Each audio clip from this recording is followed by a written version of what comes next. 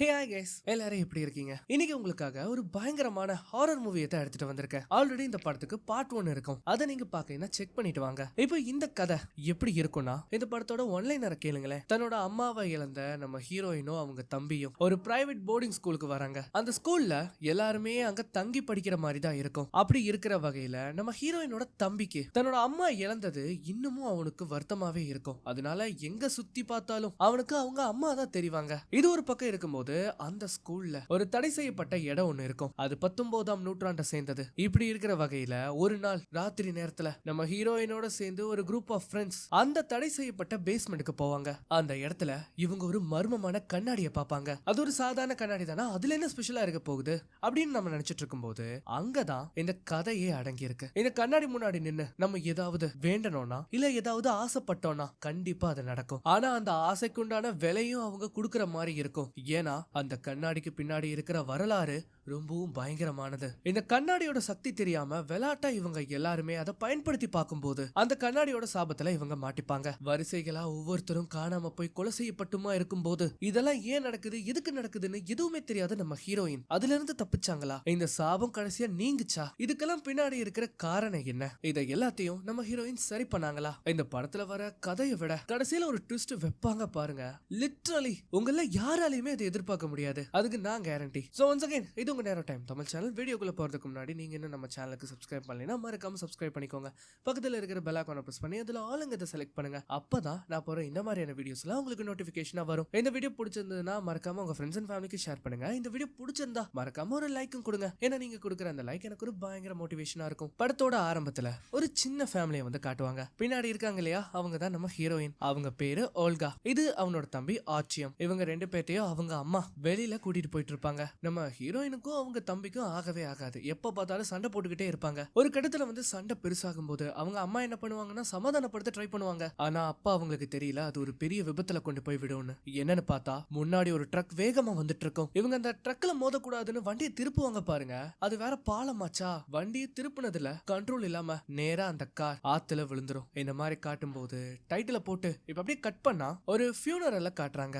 So yes, நம்ம பசங்களோட அம்மா அந்த விபத்திலேயே இறந்திருப்பாங்க. அதுக்கான இறுதி சடங்குகள் எல்லாம் நடந்துட்டு இருக்கும். அப்பதான் நம்ம ஆச்சியம்மா காட்டுவாங்க. அவன் கையில அவங்க அம்மாவோட பெண்டன்ட் ஒண்ணு இருக்கும். அதை கையில புடிச்சுக்கிட்டு அப்படியே அந்த சமாதியை பார்க்கும்போது அப்பதான் அவனுக்கு ஒரு குரல் கேட்கும். ஆச்சியம், நான் இங்கதான் இருக்கேன், எனக்கு உதவி பண்ணு அப்படின்னு அவங்க அம்மா குரல் கேக்குது. என்னன்னு பார்த்தா அந்த சவப்பெட்டி ஆடுற மாதிரி அவனுக்கு தெரியும். ஆனா மத்தவங்களை இவன் பார்க்கும்போது அவங்க எல்லாருமே நார்மலா இருக்காங்க. என்ன காப்பாத்து ஆச்சியம், என்ன காப்பாத்து அப்படின்னு அவங்க அம்மா கத்தும் போது இவன் அழுதுகிட்டே அவங்க அம்மாவை காப்பாத்தலான்னு போவான். உடனே எல்லாரும் வந்து அவனை தடுத்து நிறுத்துறாங்க. இந்த மாதிரி அழுதுகிட்டே இருக்கும்போது பார்த்தா இது எல்லாமே அவனுக்கு வந்த கனவு. இதோ இவர் இருக்காரு இல்லையா, இவர் தான் ஐகர். நம்ம பசங்களுக்கு இப்ப இவரு கார்டியனா இருப்பாரு. நம்ம ஐகரை பத்தி சொல்லணும்னா அவர் உண்மையிலேயே ரொம்ப நல்லவர். ஆனா நம்ம ஹீரோயினுக்கு அவர் சுத்தமாவே பிடிக்காது. இப்ப இவரு நம்ம பசங்களை எங்க கூட்டிட்டு போறாரு அப்படின்னு பார்த்தா ஒரு பிரைவேட் போர்டிங் ஸ்கூலுக்கு தான் கூட்டிட்டு போறாரு. நம்ம பசங்களுக்கு அவங்க அம்மாவும் இப்ப இல்ல, அப்பா எங்க போனாருன்னு தெரியாது. அதனால ஒரு கார்டியனா இருந்து அவர் ஒரு விஷயம் பண்ணணும்னா அவங்களுக்கு ஒரு நல்ல எஜுகேஷன் கொடுக்கறதா அவருக்கு முக்கியமா படும். அதனாலதான் அவர் இங்க கூட்டிட்டு வந்திருப்பாரு. அது மட்டும் இல்லாம அவர் இங்க ஒரு டீச்சராவும் வேலை செய்வாரு. ஏதோ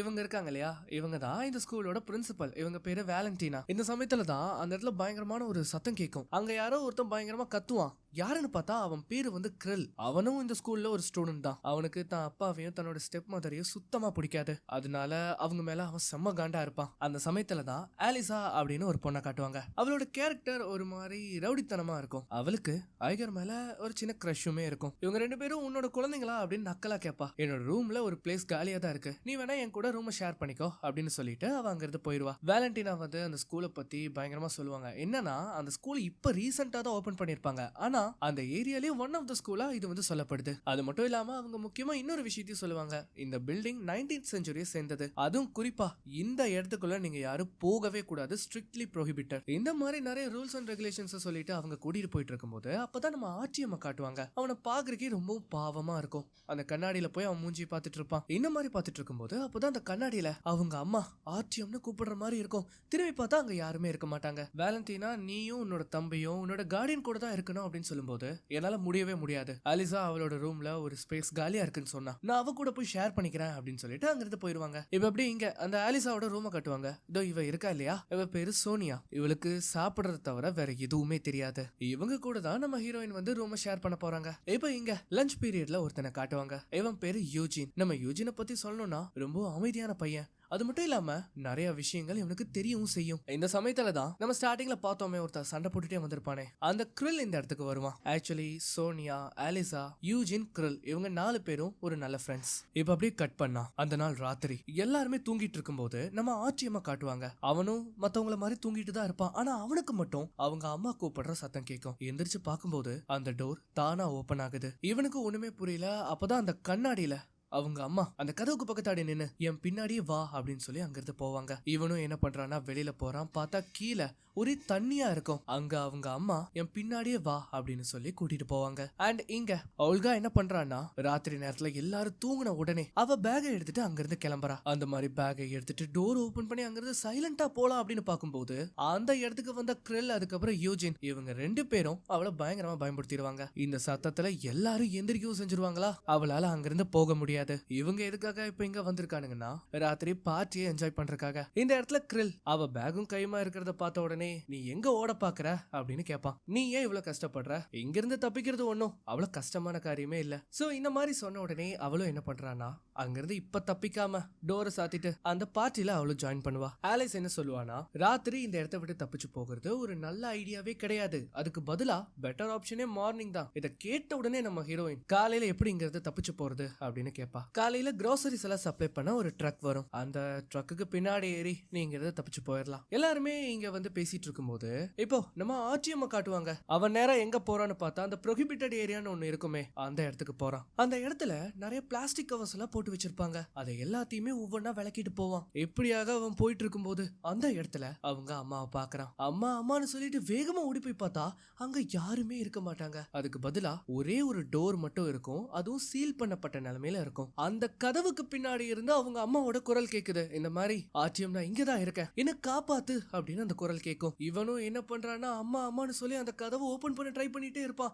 ஆனா அவனால முடியவே முடியாது. எங்க நம்ம பசங்க பார்ட்டியை நல்லா என்ஜாய் பண்ணிட்டு இருக்கும்போது அப்பதான் கதவை யாரோ நாக் பண்ற சத்தம் கேக்குது. இவங்க பயந்து போயிருவாங்க. அப்படி டோரை ஓபன் பண்ணி யாருன்னு பார்த்தா அது நம்ம ஆச்சியம். எல்லாருமே ப்ரொஃபசர் தான் வந்துட்டாங்க போல அப்படின்னு நினைச்சு பயந்து போயிருவாங்க. நீ எதுக்காக இப்ப இங்க வந்த? ஒல்கா நான் அம்மாவை பார்த்தேன், நம்ம அம்மாவை பார்த்தேன், அவங்க அந்த தடை செய்யப்பட்ட இடத்துல தான் இருக்காங்க, வா என் கூட வா அப்படின்னு சொல்லுவா. இங்க பாரு வாய மூடு, அம்மா நம்ம கூட இல்ல, அது உனக்கு புரிஞ்சுதா இல்லையா? இப்ப நீ உன்னோட ரூமுக்கு போற, அமைதியா படுத்து தூங்குற அப்படின்னு சொல்லி எல்லாருமே அவனை கூட்டிட்டு போய் அவனோட ரூம்ல விட போறாங்க. அந்த மாதிரி இவங்க கூட்டிட்டு போகும்போது ஒல்கா இங்க பாரு அங்கதான் இருக்காங்க, நம்ம அம்மா அங்கதான் இருக்காங்க அப்படின்னு சொல்லி இவன் என்ன பண்றான்னா கைய விட்டுட்டு வேகமா அங்க ஓடி போறான். பின்னாடியே இவங்களும் போவாங்க. அவன் அங்க போய் அந்த கதவை திரும்பவும் ஓபன் பண்ண ட்ரை பண்ணிட்டு இருப்பான். எல்லாருமே அவன் பின்னாடி போகும்போது யூஜின் சொல்றான் நாம அங்க போக கூடாது. ஆனா யாரும் அதை கேட்கிற மாதிரி தெரியல. எல்லாருமே அந்த இடத்துக்கு வந்து அந்த டோரை பார்த்த உடனே நம்ம கிரில் தான் இருக்கான் இல்லையா, அவன் இந்த மாதிரி விஷயங்கள் எல்லாம் சும்மாவே விட மாட்டான். உடனே என்ன பண்றான்னா அந்த டோரை ஓபன் பண்ண ட்ரை பண்ணும்போது அவன் இழுத்த ஒரே இழுப்புல அந்த டோர் ஓபன் ஆயிரும். பார்த்தா பேஸ்மெண்ட்டுக்கு ஒரு வழி போகுது. ஆச்சியம் உடனே அதுக்குள்ள வேகமா ஓடி போறான். பின்னாடியே நம்ம ஹீரோயினும் போகும்போது எல்லாருமே பேஸ்மெண்ட்டுக்கு வராங்க. வந்து பார்த்தா அங்க ஏகப்பட்ட பொருட்கள் இருக்கும். எல்லாமே பழங்கால விஷயங்கள். இந்த இடத்துக்கு ரொம்ப நாளா யாருமே வராம இருந்திருக்காங்க. அந்த மாதிரி இது எல்லாத்தையுமே இவங்க பார்த்துட்டு இருக்கும் போதுதான் ஆச்சரியமா அவங்க கண்டுபிடிப்பாங்க. பார்த்தா அவன் ஒரு கண்ணாடி முன்னாடி நின்னுட்டு இருப்பான். வா இங்க இருந்து போலாம் அப்படின்னு நம்ம ஹீரோயின் கூப்பிடும் போது ஒழுங்கா ஒரு நிமிஷம் இரு, நம்ம அம்மா அங்கதான் இருக்காங்க, அதுக்குள்ளதான் நம்ம அம்மா இருக்காங்க அப்படின்னு அவன் கத்துவான். இதை கேட்டுட்டு எல்லாருமே அங்க வருவாங்க. அந்த கண்ணாடியில ஒரு டோர், அது கூடவே ஸ்டெப்ஸ் இருக்கிற மாதிரி இருக்கும். இது மத்தவங்க யாருக்கும் புரியாம இருக்கலாம். ஆனா யூஜினுக்கு இத பத்தி ஏதோ ஒரு விஷயம் தெரிஞ்சிருக்கு. இத பத்தி இவங்க யாருக்குமே எதுவும் தெரியாதா? இதுதான் குயின் ஆஃப் ஸ்பேட்ஸ் சமன் பண்றதுக்கான வே. அப்பதான் நம்ம ஹீரோயின் சொல்றாங்க அவ உங்களோட ஆசைகளை நிறைவேற்றுவா, அதுக்கப்புறம் உங்களோட முடிய வெட்டி அவ உங்களை கொலையும் செய்வா. ஆலிசா அதை கேட்டு பயங்கரமா அதை நக்கல் பண்ணுவா. சரினா அதை எப்படி பண்றதுன்னு சொல்லு. அப்பதான் யூஜின் பக்கத்துல இருக்கிற ஒரு கேண்டலை எடுத்து இத பத்த வச்சு அந்த கண்ணாடி முன்னாடி நின்னு, அதுவும் அந்த கதவுக்கு நேரா குயின் ஆஃப் ஸ்பேட்ஸ் என் முன்னாடி வா அப்படின்னு 3 தடவை சொல்லணும்னு சொல்லுவான். இத கேட்ட உடனே கிரில் முந்திரி கொட்டையாட்ட அந்த கேண்டலை வாங்கி அதை பத்த வச்சு அதே மாதிரி பண்ணுவான். குயின் ஆஃப் ஸ்பேட்ஸ் என் முன்னாடி வா, குயின் ஆஃப் ஸ்பேட்ஸ் என் முன்னாடி வா, குயின் ஆஃப் ஸ்பேட்ஸ் என் முன்னாடி வந்துரு, அதுக்கப்புறம் என்ன உனக்கு என்ன விஷயம் இருக்கோ அதை கேளு. இதை கேட்ட உடனே நக்கலா நான் ஒரு மில்லியனியர் ஆகணும், இல்ல இந்த மொத்த ஸ்கூலையே நான் எரிக்கணும் அப்படின்னு விளையாட்டுத்தனமா கேட்கும் போது யூஜின் சரி போதும் நிறுத்து. ஆனா அவன் இந்த தாட்டி எனக்கு உண்மையிலேயே என்ன வேணும்னா என்னோட ஸ்டெப் மதர் டயானா ரொம்பவும் கொடூரமா சாகணும் அப்படின்னு அவன் வேண்டுவான். என்னோட டர்ன் முடிஞ்சது, நீ பண்றியா? இல்ல எனக்கு விருப்பம் இல்ல, ஆர்டிஎம் வா இங்கிருந்து போலாம். ஆனா அவனும் வராதனால மத்தவங்களை கூப்பிடுவா, ஆனா யாருமே அங்கிருந்து வரமாட்டாங்க. சரி நீங்க என்னமோ பண்ணுங்க அப்படின்னு சொல்லிட்டு அவ அவளோட ரூமுக்கு போயிருவா. அதுக்கப்புறம் நம்ம சோனியா இருக்கா இல்லையா, அவ வந்து கேண்டலை வாங்கி ஒரு விஷயம் சொல்லுவா. எங்க நம்ம ஹீரோயின் பேஸ்மெண்ட்ல இருந்து மேல வரும்போது அந்த சமயத்துல தான் காட்டுறாங்க அந்த கவருக்கு பின்னாடி ஏதோ ஒரு உருவம் நின்னுட்டு இருந்திருக்கும். திரும்ப போய் பார்த்தா அதை காணோம். எங்க சோனியா அவ மனசுக்குள்ளேயே அவளோட விஷயம் சொன்னதுக்கு அப்புறமா அலிசாவோட டர்ன் இது. அவ என்ன பெருசா கேட்க போறா ஐகர் தவிர. அதுக்கப்புறமா நம்ம யூஜினோட டர்ன் இது. அவன் அந்த கேண்டலை வாங்கி அவனோட விஷயம் சொல்லுவான். இப்ப இந்த சமயத்துல நம்ம ஹீரோயின் அந்த வழியா நடந்து போயிட்டு இருக்கும் போது ஸ்கூல் வார்டன் இவன் நைட் சுத்திட்டு இருக்கிறத கண்டுபிடிச்சிருவாரு. நம்ம யூஜினோட கிராண்ட் மதர் உடம்பு சரியில்லாம படுத்த படுக்கையா இருப்பாங்க. அவங்க திரும்பவும் குணமாகணும் அப்படின்னு அவன் சொல்லுவான். இந்த மாதிரி அவன் வேண்டன உடனே அந்த இடத்துல இருந்து ஒரு மர்ம குரல் வரும். என்னன்னு பார்த்தா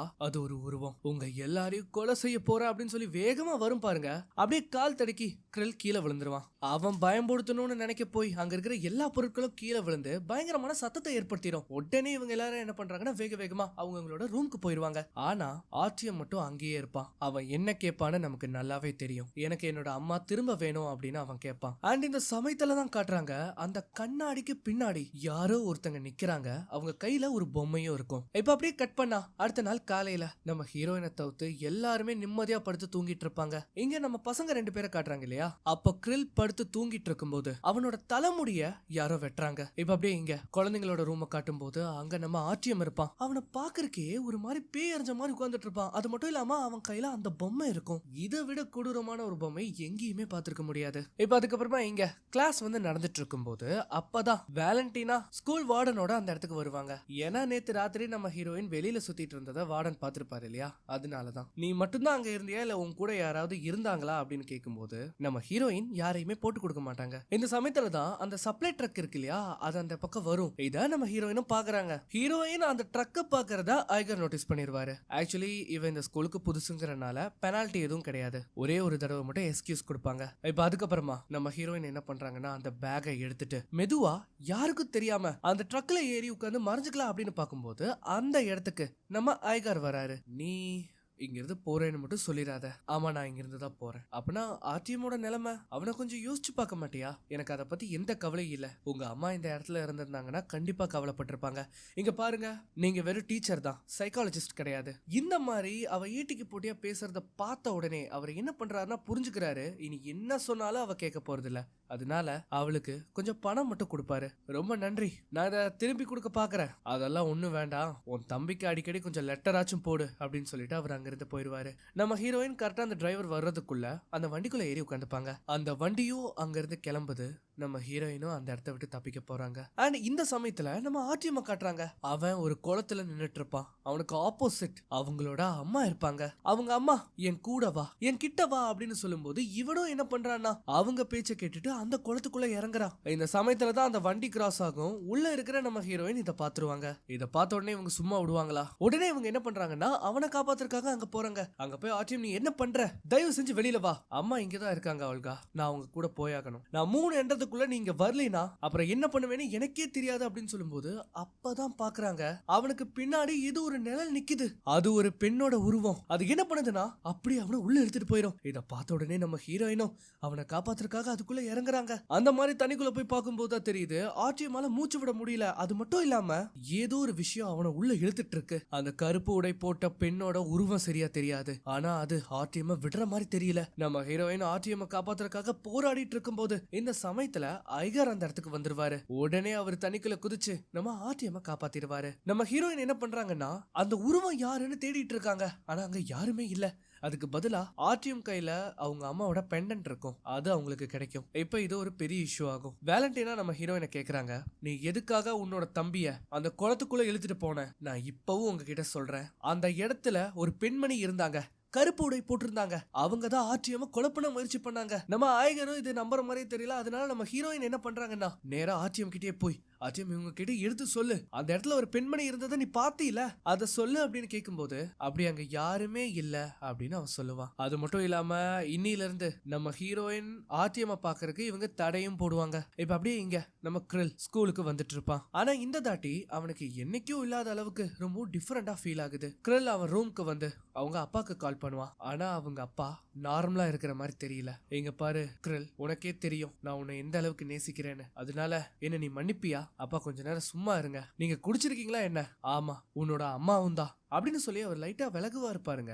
அந்த இடத்துல கிரில்லோட ஸ்டெப் மதர் ரத்த வெள்ளத்துல இருக்காங்க. அது மட்டும் இல்லாம பக்கத்துல அந்த கருப்பு உருவமும் இருக்கு. இங்க பாருங்க அப்பா டயானா ஓகேவா? அவங்களுக்கு என்ன ஆச்சு? என்ன மன்னிச்சிரு, எல்லா டாக்குமெண்ட்ஸும் லாக்கர்ல சேஃபா இருக்கும். இல்ல நீங்க என்ன சொல்றீங்கன்னு எனக்கு புரியல. அந்த லாக்கரை திறக்கிறதுக்கு கோடு உன்னோட பர்த் டேட் தான். அந்த மாதிரி சொல்லி இவர் என்ன பண்றாருன்னா கன்னை எடுத்து தன்னை தானே ஷூட் பண்ணி அந்த இடத்துல இறந்து போவாரு. அந்த இடத்துல அந்த கருப்புடை போட்ட பெண்மணியும் இருப்பாங்க. நம்ம கிரில்லால இத நம்பவே முடியல. இப்ப அப்படியே கட் பண்ணா நம்ம ஓல்காவை காட்டுறாங்க. அவ சொல்றத யாருமே நம்ப மாட்டாங்க. அண்ட் இந்த சமயத்துல தான் யூஜின் அந்த இடத்துக்கு வருவான். நீ சொன்னது உண்மைதான், உன் தம்பிய நீ குளத்துக்குள்ள கூட்டிட்டு போயிருக்க மாட்ட, அதுக்கு காரணம் அந்த கருப்புடை போட்ட பெண்மணி தானே. உனக்கு எப்படி அது தெரியும்? நீ சொன்னதா ஐகர் என்கிட்ட சொன்னாரு. ஓல்கா எனக்கு ஒரே ஒரு கேள்விதான், அவளோட தலையில முடியே இல்ல தானே? நான் ஏன் கேக்குறேன்னா குயின் ஆஃப் ஸ்பேட்ஸ்க்கு தலையில முடி இருக்காது. இந்த மாதிரி இவங்க பேசிட்டு இருக்கும்போது அப்பதான் வெளியில பயங்கரமான ஒரு சத்தம் கேக்குது. என்னன்னு போய் பார்த்தா அங்க கிரில், என்னோட அப்பாக்கு ஏதோ ஆயிருச்சு, அவரை நான் பார்க்க போகணும், என்ன தயவு செஞ்சு விடுங்க, என்ன மரியாதையா இங்கிருந்து விடுங்க அப்படின்னு கத்தி கூச்சல் போட்டுட்டு இருப்பான். நம்ம ஐகர் என்ன பண்றாருன்னா கஷ்டப்பட்டு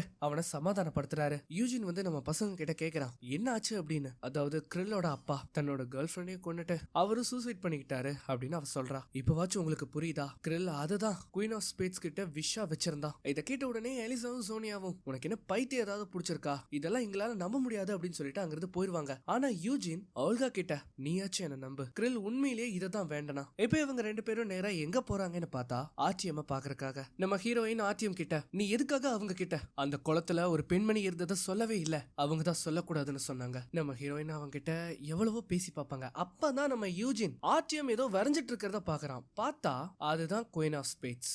ஏன் ஆர்டிஎம் நீ குயின் ஆஃப் ஸ்பேட்ஸ் கிட்ட ஏதாவது கேட்டியா? இந்த மாதிரி இவங்க கேட்டுட்டு இருக்கும்போது அப்பதான் டீச்சர் அங்க வந்து உங்களுக்கு ஆர்டிஎம் பார்க்க பர்மிஷன் கிடையாது, அதனால இங்க இருந்து போங்க அப்படின்னு சொல்லி அனுப்பி விட்டுருவாங்க. அதுக்கப்புறமா அந்த நாள் ராத்திரி இவங்க ரெண்டு பேரும் என்ன பண்றாங்கன்னா இந்த விஷயத்தை பத்தி இன்டர்நெட்ல ரிசர்ச் பண்ண ஆரம்பிக்கிறாங்க. இந்த ப்ராப்பர்ட்டி, அதாவது இந்த ஸ்கூலோட ஓனர் கவுண்டஸ் ஓபலன்ஸ்காயா 1888ல அவ ஒரு ஆர்ஃபனேஜ தொடங்கினா. அவ ஆரம்பிச்சு 2 வருஷத்துல கிட்டத்தட்ட 19 குழந்தைங்களை அவ கொன்னுட்டா. இந்த மாதிரி அவ ஒவ்வொரு விஷயமா சொல்லும் போதுதான் உண்மையிலேயே அந்த 19th செஞ்சுரியில என்ன ஆச்சு அப்படிங்கறத ஒரு பிளாஷ்பேக் மாதிரி காட்டுறாங்க. அதாவது அது ஒரு ராத்திரி வேலை, எல்லா குழந்தைகளும் நிம்மதியா தூங்கிட்டு இருக்கும்போது அந்த ஓபலன்ஸ்காயா அந்த இடத்துக்கு வருவாங்க. அவங்க என்ன பண்றாங்கன்னா ஒரு குழந்தைய மட்டும் தூக்கிட்டு அந்த இடத்தை விட்டு போறாங்க. இத ஒரு சின்ன பொண்ணு பாத்துருவா. அவளும் என்ன பண்றான்னா பின்னாடியே போவா. இந்த மாதிரி அந்த பெண்மணி அந்த குழந்தைய கூட்டிட்டு நேரா ஒரு ரூம்க்கு வராங்க. அந்த இடம் ஃபுல்லா ஒரே கண்ணாடிகள், அதுக்கப்புறம் விளக்குகளா இருக்கும். அது மட்டும் இல்லாம அதுக்கு நடுவுல சிலுவையோட சின்னத்துல தண்ணி நிரப்பப்பட்டிருக்கும். இவங்க அதுக்குள்ள இறங்கி அந்த குழந்தைய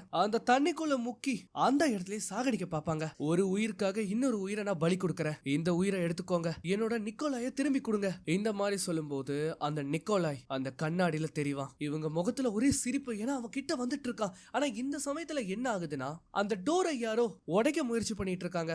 இதனால அந்த நிக்கோலாயும் பின்னாடி போயிருவான். அப்படி டோரை உடைச்சிட்டு உள்ள வர்றது யாருன்னு பார்த்தா அந்த ஊர் ஜனங்க. அவங்க என்ன பண்றாங்கன்னா அந்த குழந்தைய அவங்க கிட்ட இருந்து காப்பாத்தி அவளை போட்டு அடி அடின்னு அடிப்பாங்க. இவங்களை ஃபாலோ பண்ணிட்டு வந்த அந்த குட்டி பொண்ணும் அங்கதான் இருக்கும். எல்லாருமே கையில கிடைக்கிறதெல்லாம் வச்சு அவளை அடிப்பாங்க. அவளோட முடியவும் அவங்க வெட்டி எடுத்துருவாங்க. இதை விட கொடூரமா அவளோட நாக்கையும் அவங்க வெட்டிடுவாங்க. அந்த சமயத்திலையும் அவ இதுக்கெல்லாம் பழி வாங்கணும்னு நினைச்சா. அதனால அவளோட ஆன்மாவை கண்ணாடிக்குள்ள அடைச்சு வச்சா. இப்ப அவளோட அந்த மேன்ஷன்ல தான் நாம இருக்கோம். அது மட்டும் இல்லாம இங்க பாரு, அவ இறந்த கொஞ்ச நாட்கள்லயே அந்த ஆர்ஃபனேஜ்ல இருந்த பாதி குழந்தைங்க மர்மமான முறையில இறந்து போயிட்டாங்க. அப்புறம் இன்னொரு விஷயம், அவங்க இறக்கிறதுக்கு முன்னாடி தலையில முடியே இல்லாத ஒரு பெண்மணி அவங்க முன்னாடி வந்து நின்னதா அவங்க சொன்னாங்க.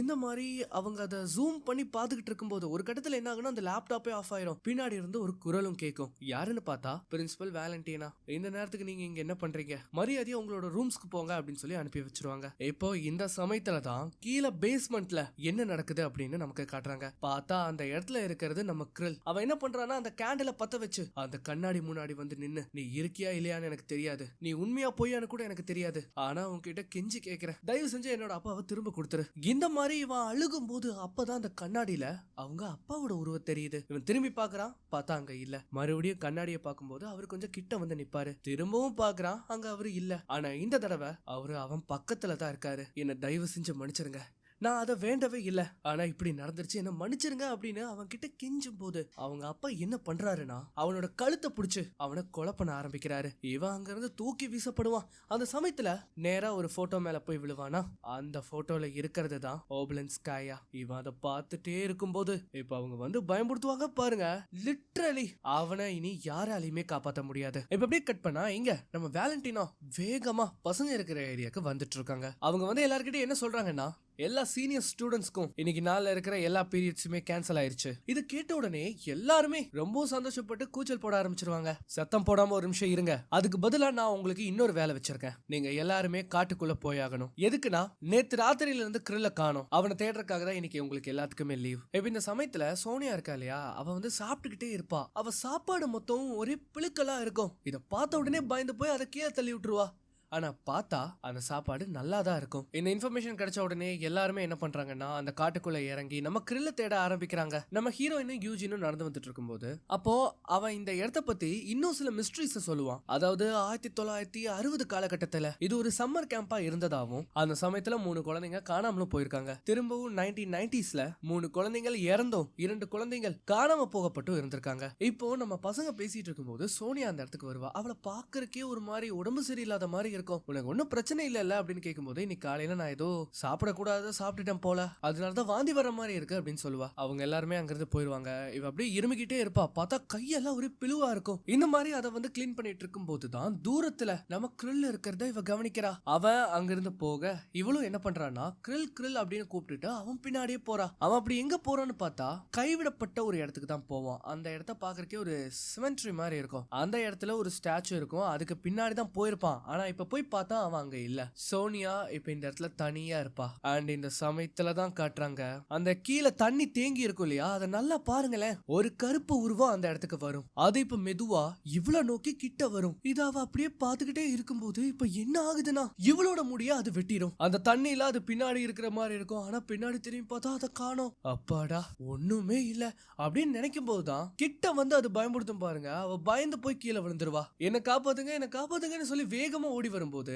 அங்க நம்ம பசங்க வந்துருவாங்க. யூஜின் கேக்குறா என்ன ஆச்சு, நம்ம ஆய்கரும் அந்த இடத்துக்கு வருவாரா, இந்த மாதிரி அங்க கருப்பு உடை போட்டு ஒரு பெண்மணியை நான் பார்த்தேன் அப்படின்னு அவ சொல்லுவா. அவரு புரிஞ்சுக்கிறாரு, திரும்பவும் ஆரம்பிச்சுட்டானுங்களா, ஆலிசா இவ்வளவு ரூமுக்கு கூட்டிட்டு போ, அவளை நல்லா பாத்துக்கோ அப்படின்னு சொல்லிட்டு அவர் அங்கிருந்து போயிருவாரு. அவ அழுகுறா, ஆமா நான் பார்த்தேன், உண்மையாவே நான் பார்த்தேன், ஆனா யாருமே நம்ப மாட்டாங்க அப்படின்னு சொல்லிட்டு அங்கிருந்து போறா. நீ அதை எங்க பார்த்த அப்படின்னு யூஜின் கேட்கும்போது அந்த சிலைக்கு பின்னாடி தான் அப்படின்னு கை காட்டுவா. நம்ம பசங்க அங்க போய் பார்த்ததுக்கு அப்புறமா தான் தெரியுது அங்க கிட்டத்தட்ட 19 கல்லறைகள் இருக்கும். இந்த 19 கல்லறைகளும் குழந்தைங்க. ஓப்லன்ஸ்காயா தான் கையால கொலை செய்யப்பட்ட குழந்தைங்க. அந்த சமயத்துல தான் இன்னொரு கல்லறை இவங்க கவனிப்பாங்க. அதுல என்ன போட்டிருக்குன்னா நிக்கோலாய் ஓப்லன்ஸ்காயா, அதாவது அந்த பேயோட குழந்தையோட கல்லறை. ஓல்கா கேக்குறா, தயவு செஞ்சு அவ தான் குழந்தையும் கொண்டுட்டான்னு சொல்லிடாத. இந்த மாதிரி அவ கேட்கும்போது அப்பதான் அவன் ஒன்னும் தான் குழந்தைய கொல்லல ஓல்கா அப்படின்னு ஒரு குரல் கேட்கும். யாருன்னு பார்த்தா அது வேலண்டினா. மத்த குழந்தைங்க தான் அவனை கொன்னாங்க. அந்த குழந்தைங்க எல்லாம் ஒன்னா சேர்ந்து அவனோட பொம்மையை எடுத்து குளத்துல தூக்கி வீசிட்டாங்க. இவன் அதை எடுக்க போறதுக்காக அந்த குளத்துல இறங்கும் போது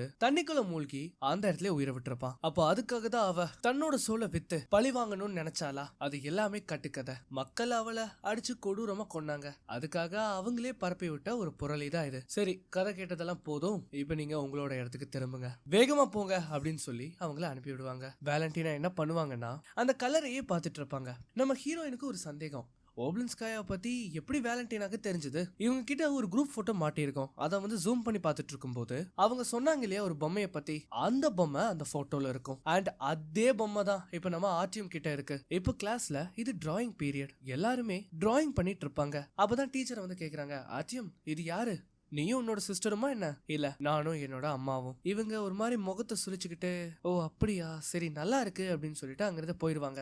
என்னன்னு பார்த்தா அந்த பெயிண்டிங் ரொம்பவும் கொடூரமா இருக்கும். இந்த சமயத்துல என்ன ஆகுதுன்னா அங்க இருந்து ஒரு பையன் எந்திரிச்சு வந்து, செத்து போனவங்கள எதுக்குடா வரையிற, நீ வரைஞ்சா மட்டும் என்ன வந்துடவா போறாங்க அப்படின்னு கேட்பான் பாருங்க. அவன் என்ன பண்றான்னா அந்த பிரஷை எடுத்து அவனோட வாயிலேயே சொருவிடுவான். அவ்வளவுதான், ரத்தம் பீச்சுக்கிட்டு அடிக்கும். அதுக்கப்புறமா இவன் என்ன பண்றான்னா கண்ணாடி முன்னாடி இருந்து அவங்க அம்மா கூட பேசிட்டு இருப்பான். அந்த மாதிரி பேசிட்டு இருக்கும்போது ஒரு கடத்துல அவங்க அம்மா ரிப்ளை பண்ண மாட்டாங்க. என்னாச்சு அப்படின்னு கத்திட்டு இருக்கும்போது அந்த இடத்துக்கு நம்ம ஹீரோயின் வராங்க. நீ யாரு கிட்ட பேசிட்டு இருக்க? அம்மா கூட. இங்க பாரு ஆர்டிஎம், நான் திரும்பவும் சொல்றேன், நம்ம அம்மா இப்ப நம்ம கூட இல்ல, அவங்க போயிட்டாங்க. முட்டாள்தனமா எதுவும் பண்ணிட்டு இருக்காத. அம்மா என்ன சொல்றாங்கன்னா, உனக்கு என் மேல பாசமே இல்ல, நீ என்ன தவறான பாதையில கூட்டிட்டு போயிட்டு இருக்கேன்னு சொல்றாங்க. நம்ம அம்மா அப்படி சொல்றவங்க கிடையாது, அது உனக்கும் நல்லா தெரியும். எதுக்காக கோஷாவை நீ காயப்படுத்தின? அப்படி கேட்கும்போது அவன் அந்த பொம்மையை இறுக்கமா புடிச்சிட்டு இருப்பான். இத பார்த்ததும், இந்த பொம்மை உனக்கு எங்க இருந்து கிடைச்சது? அம்மா கொடுத்தாங்க. எங்க அது எனக்கு காட்டு அப்படின்னு சொல்லி அதை தொடலான்னு வரும்போது இப்ப என்ன ஆகுதுன்னா, அந்த கண்ணாடிக்கு அந்த பக்கத்துல இருந்து அதை தொற்றாத அப்படின்னு அவன் மிரட்டுவான். நம்ம ஹீரோயினுக்கு இதை பார்த்த உடனே தூக்கி வாரி போட்டுரும். அம்மா என்ன சொல்றாங்கன்னா,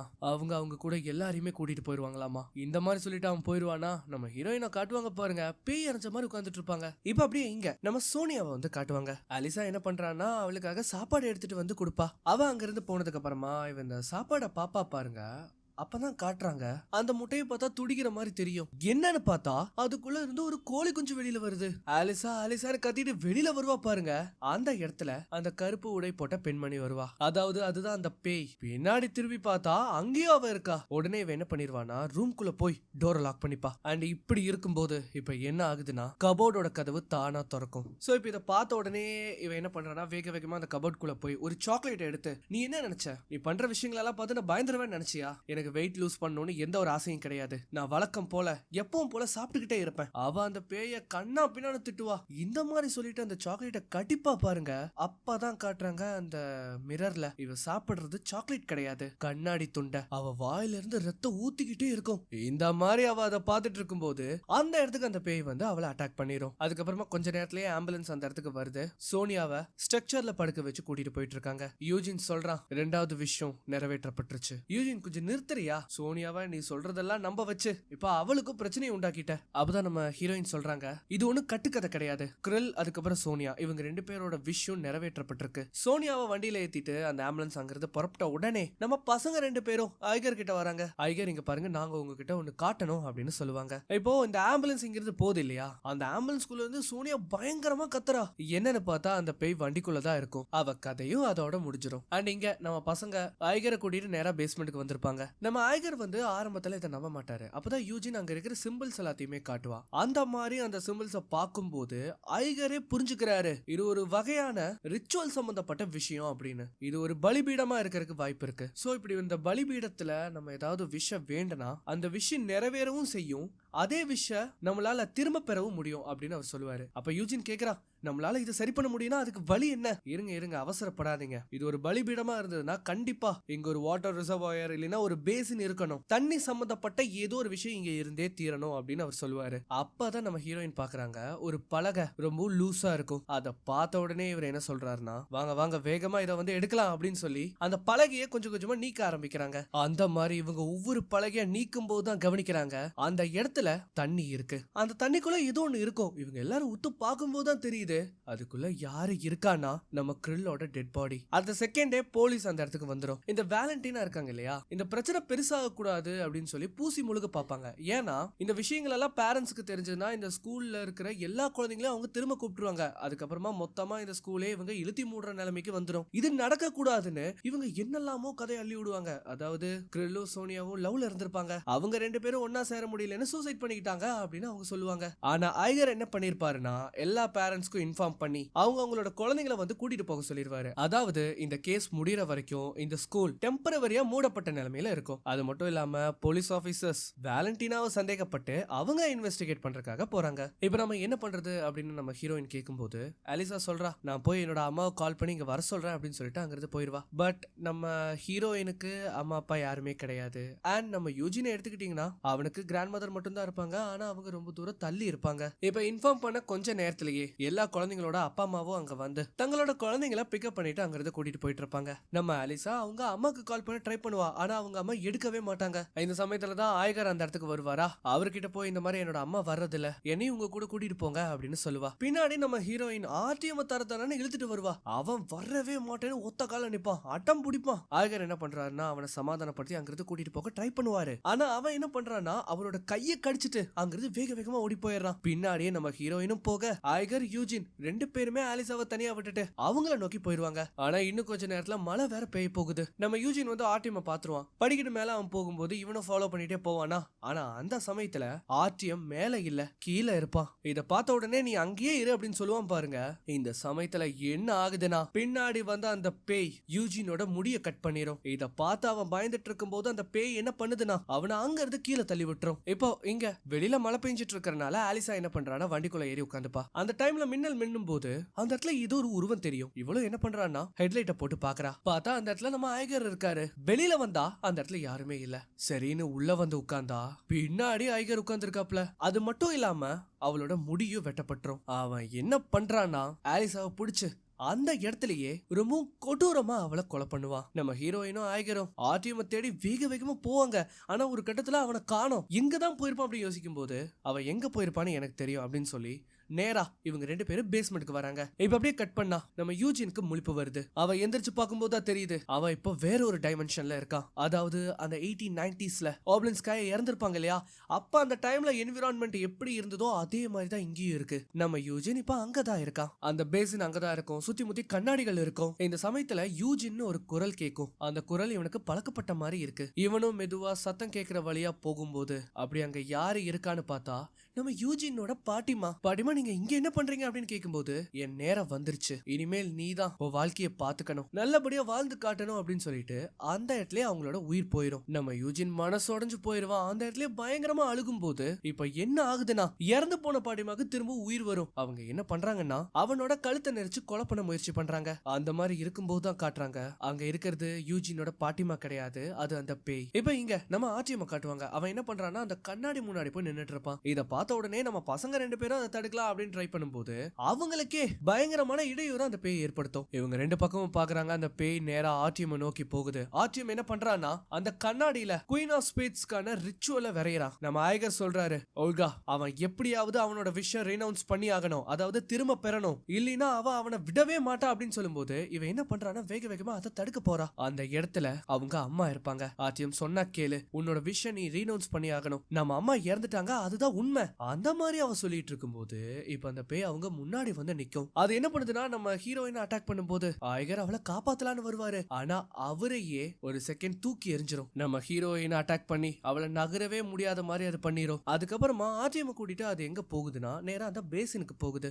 எதுக்குன்னா அவனை கொலை பண்றதுக்காக. நம்ம ஹீரோயின் கதறாங்க தயவு செஞ்சு அவனை விட்டுரு அப்படின்னு. ஆனா அது எதுவுமே பிரயோஜனம் இல்ல. அது என்ன பண்ணுதுன்னா ஆர்டிஎம் அந்த தண்ணில முக்கி அவனை அந்த இடத்துலயே துடிக்க துடிக்க கொலை பண்ணிரும். அவ்வளவுதான், அவனை கொன்னதுக்கு அப்புறம் அந்த பேயும் அங்கிருந்து போயிடும். எல்லாமே ஒரு செகண்ட் அமைதியாயிரும். அவ வேக வேகமா ஆர்டிஎமோட உடலை மேல எடுத்துட்டு வந்து நான் இங்கதான் இருக்க தயவு செஞ்சு எந்திரி அப்படின்னு சொல்லுவா. ஆனா அப்பதான் காட்டுறாங்க அந்த ஓப்லின்ஸ் காயா என்ன பண்ணுவாங்கன்னா அவனோட ஆன்மாவை கூட்டிட்டு அங்கிருந்து மிரர் டைமென்ஷனுக்கு போயிரும். இவ என்ன பண்றான்னா ஆத்திரப்பட்டு அந்த கண்ணாடியை வேக வேகமா உடைக்க போயிருவா. ஆனா அந்த சமயத்துல அந்த இடத்துக்கு வந்த யூஜின் ஒரு நிமிஷம் இரு, அவசரப்படாத, உன்னால இப்பவும் ஆர்டிஎம் காப்பாத்த முடியும் அப்படின்னு ஒரு விஷயத்த சொல்லுவான். இந்த கண்ணாடி நேரா மிரர் வேர்ல்டுக்கு நம்மள கூட்டிட்டு போகும். ஆர்டிஎம் இப்ப மிரர் வேர்ல்ட்ல இருக்கான். அவன் நமக்கான அந்த போர்ட்டலை ஓபன் பண்ணிருக்கான். உள்ள போறதுக்கு ஒரு வாய்ப்பு இருக்குன்னா கண்டிப்பா வெளியில வர்றதுக்கு ஒரு வாய்ப்பு இருக்கும். யூஜின் எனக்கு ஹெல்ப் பண்ணு அப்படின்னு சொல்லிட்டு நேரா அந்த தண்ணியில இறங்குறா. இந்த தண்ணி ரொம்ப ஜில்லுன்னு இருக்கு, அதுதான் நல்லது. ஆனா ஏன் ஆக்சிஜன் இல்லாம நம்மளோட மூளை 4 நிமிஷம் வரைக்கும் உயிரோட இருக்கும். அதுவே கோல்டான வாட்டர்ல 7 to 8 மினிட்ஸ் வரைக்கும் அது தாங்கும். ஆனா இதெல்லாம் எதுக்காக இப்ப சொல்ற? இங்க ஒரு நிமிஷம் வா, நீ எனக்கு உதவி பண்ணணும். என்ன நீ இந்த இடத்துல மூழ்கடிச்சு கொலை பண்ணணும். அதுக்கப்புறம் சரியா 8 நிமிஷம் ஆகும்போது என்ன நீ இந்த தண்ணிக்குள்ள இருந்து எடுத்துட்டு வந்து என்னோட உயிரை திரும்ப கொண்டு வரணும். ஆனா யூஜின் முடியவே முடியாதுன்னு சொல்லுவான். இங்க பாரு யூஜின், நமக்கு வேற வழி இல்ல, எனக்கு என்னோட தம்பியை காப்பாத்தி ஆகணும், உன்னோட உதவி எனக்கு வேணும் அப்படின்னு சொல்லி அவனை இதுக்கு சம்மதிக்க வைக்கிறா. சோ அந்த மாதிரி சொன்ன உடனே யூஜின் நம்ம ஹீரோயினை அந்த தண்ணியில மூழ்கி அந்த இடத்துலயே அவன் கொலை பண்றான். நம்ம ஹீரோயின் இறந்த அடுத்த நொடியே மிரர் வேர்ல்டுக்குள்ள போயிருவாங்க. சோ எக்ஸாக்ட் அதே ஸ்பாட் அங்க இருக்கிற கண்ணாடியில போய் பார்க்கும்போது வெளியில நம்ம யூஜின் தெரியும். ஆனா இவ என்னதான் கூப்பிட்டாலும் அவனுக்கு கேட்கவே கேட்காது. யூஜின் என்ன பண்றான்னா போன்ல டைமரை செட் பண்றான். அதுக்கப்புறமா கொஞ்சம் கூட டைம் வேஸ்ட் பண்ணாம நம்ம ஹீரோயின் என்ன பண்றாங்கன்னா அங்க இருக்கிற ஒரு விளக்கை எடுத்துட்டு நேரா அந்த வழியா போக ஆரம்பிப்பாங்க. அந்த வழி ஒரு நீண்ட நெடிய பாதை மாதிரி போகும். ஃபுல்லா ஒரே தண்ணியா இருக்கும். இந்த சமயத்துல தான் கிரில் அவ சந்திப்பா. ஆனா அவன் என்ன பண்ணுவான்னா டோரை லாக் பண்ணிட்டு உள்ள போயிருவான். அதை கடந்து அவங்க மேலும் போயிட்டு இருக்கும் போது அந்த சமயத்துல சோனியா அங்க இருக்கிறத இவங்க கவனிக்கிறாங்க. ஆனா யாருமே உயிரோட இருக்க மாட்டாங்க இல்லையா, இவங்க எல்லாருமே இப்போ ஒரு ஆன்மா, அதனால அவங்க அதை பெருசா கண்டுக்கல. அவளை ஃபாலோ பண்ணிட்டே போனா அந்த இடத்துல ஏகப்பட்ட சின்ன குழந்தைகள் அங்க இருக்கிறத இவங்க கவனிக்கிறாங்க. எல்லாருமே அந்த 1890s இறந்து போன குழந்தைங்க. அந்த மாதிரி இவ பாத்துக்கிட்டே போகும்போது அப்பதான் ஆலிசாவை அவ கவனிக்கிறா. இவன் இங்க என்ன பண்றா அப்படின்னு கூப்பிட்டு பார்த்தா அவளை பாக்குறக்கே ரொம்பவும் கொடூரமா இருப்பா. உடனே இவங்க எல்லாருமே என்ன பண்றாங்கன்னா அவளை பிடிச்சி இழுக்க ஆரம்பிச்சிருவாங்க. அவங்க கிட்ட எல்லாம் இருந்து தப்பிச்சு வேக வேகமா ஒரு டோர் ஓபன் பண்ணி உள்ள போவாங்க. இப்ப அப்படியே இங்க யூஜின் அவனோட டைமரை பாக்குறான். பார்த்தா ஆல்ரெடி 3 நிமிஷம் போயிருக்கும். இந்த சமயத்துல நம்ம ஆய்கருக்கு முழிப்பு வருது. யூஜின் நம்ம ஹீரோயினை நினைச்சு ரொம்ப வேதனைப்பட்டு இருப்பா. இந்த சமயத்துல அவரு யூஜின் இங்க என்ன நடந்துட்டு இருக்கு, ஓல்காக்கு என்ன ஆச்சு அப்படின்னு கேட்கும்போது இவன் என்ன நினைச்சுப்பானா அது அந்த பேயின்னு நினைச்சு அவரே அட்டாக் பண்ண போயிருவான். சோ ஆய்கர் என்ன பண்றாருன்னா கஷ்டப்பட்டு அவனை சமாதானப்படுத்துறாரு. இங்க பாரு யூஜின், இது ஒண்ணு விளையாட்டு கிடையாது. ஒரு உயிரை காப்பாத்துறதுக்காக இன்னொரு உயிரை நம்ம பலி கொடுக்க முடியாது. இந்த டீமன்ஸ் இருக்கே அதுங்க என்னைக்கே கொடுத்த சத்திய காப்பாத்தாதுங்க. இப்ப இத கேளு, நீ உன்னோட விஷயம் உடனடியா ரீனவுன்ஸ் பண்ணு அப்படின்னு சொல்லும்போது அவன் அந்த கண்ணாடி முன்னாடி நின்னு என்ன சொல்றான்னா, நான் ஆசைப்பட்டதை திரும்ப வாங்கிக்கிறேன். எங்க கிராண்ட்மா குணமாகணும்னு நான் வேண்டவே மாட்டேன். என்னோட ஆசையை நான் திரும்ப வாங்கிக்கிறேன் அப்படின்னு சொல்லுவான். இப்ப அப்படியே கட் பண்ணா இங்க நம்ம ஓல்காவை கட்டுவாங்க. அவ என்ன பண்றான்னா அந்த லைட்டை எடுத்துட்டு அங்கேயும் இங்கேயுமா சுத்தி தேடுவா. அந்த மாதிரி இவ தேடிட்டு இருக்கும்போது அப்பதான் இவங்களோட காரை இவ பாக்குறா. அதுக்குள்ள ஆர்டிஎம் இருக்கான். இத பார்த்த உடனே நேரா டோர் ஓபன் பண்ணி ஆர்டிஎம் என் கூட வா, சொன்னா கேளு என் கூட வா அப்படின்னு சொல்லும்போது அவன் வரவே மாட்டேங்கிறான். இப்ப இதுக்கு ஒரே வழி அவனை சமாதானப்படுத்துறது மட்டும்தான். ஆர்டிஎம் சொன்னா புரிஞ்சுக்கோ, நாம இங்கிருந்து போயாகணும், நான் எங்கேயும் வரல, ஏன்னா அம்மா இங்கதான் இருக்காங்க அப்படின்னு அவன் சொல்லும்போது அப்பதான் டிரைவர் சீட்ல அவங்க அம்மா இருக்கிறத காட்டுறாங்க. நாம எல்லாருமே இப்போ ஒன்னாயிட்டோம், எங்கேயும் போறது இல்ல அப்படின்னு சொல்லும்போது அந்த டோர் க்ளோஸ் ஆகி லாக் ஆயிக்கும். அது மட்டும் இல்லாம அந்த காருக்குள்ள தண்ணி வர ஆரம்பிச்சிருது. எங்க நம்ம பசங்க என்ன பண்றாங்கன்னா ஓல்காவை தண்ணியில இருந்து வெளியில எடுத்து நம்ம ஆய்கர் அவளுக்கு சிபிஆர் பண்றாரு. இங்க நம்ம ஓல்கா அங்கிருந்து எப்படி தப்பிக்கிறதுன்னு யோசிச்சுட்டு இருப்பா.